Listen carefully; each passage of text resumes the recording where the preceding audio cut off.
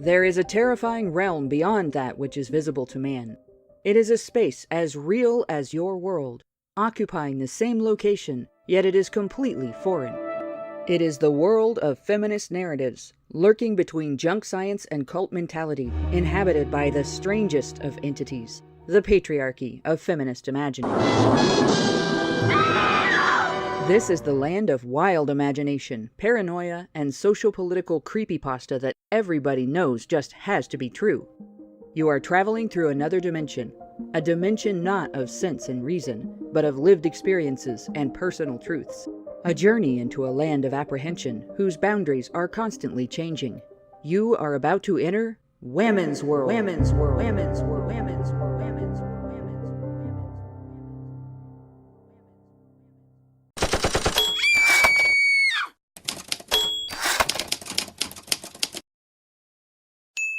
HBR Talk with Hannah Wallen. Every October, hordes of shrieking femshees descend upon the Halloween scene, intent on sucking all of the fun from the holiday. They wail over the sale of seductive costumes, lamenting that these are the only costumes available for women, and howling that men must ignore these market-imposed uniforms of servitude because women just don't have any other choice.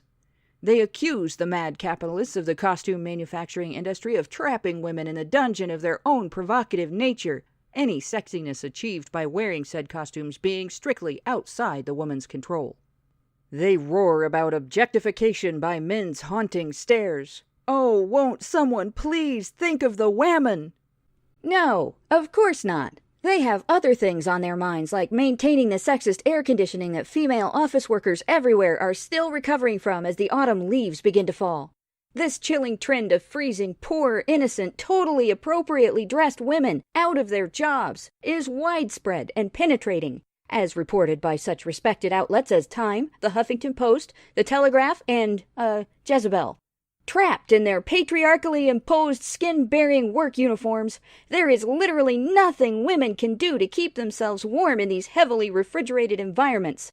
As a result, they are unable to do equal work, undermining an otherwise perfectly good feminist argument.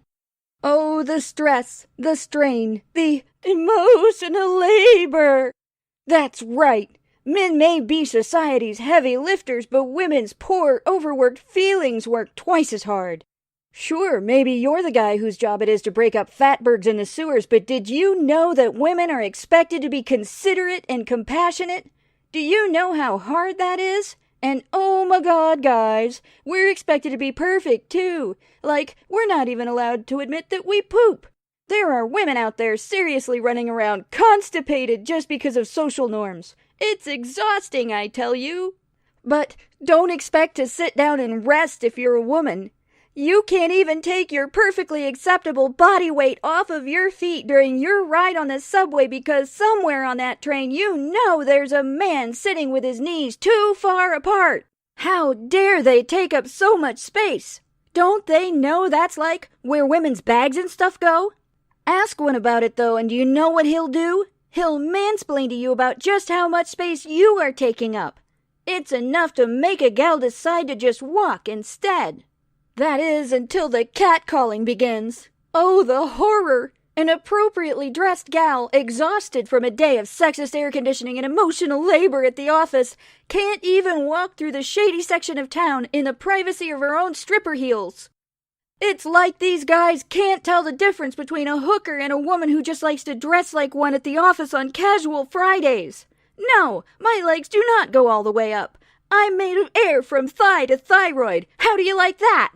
Why, I just can't even. It's patriarchal oppression, I tell you. You're getting reported to Twatter. I'm calling the thought police. I've never been so insulted in all my life, except for yesterday, and the day before, and all of last week, and that time some guy opened a door for me just because I'm a woman. Deep within the vastness of a woman's imagination, in the void of unfettered hysteria, there is an enemy far more terrifying than the most hardened criminal.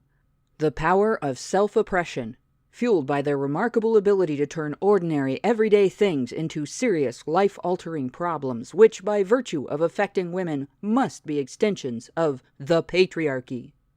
Utter bullshit, you say? Perhaps in your world, but real as anything in Women's World. Women's World. Women's World. Women's World. Women's World.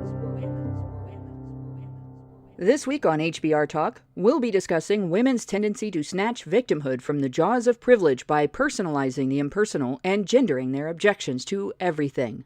The discussion streams on multiple platforms.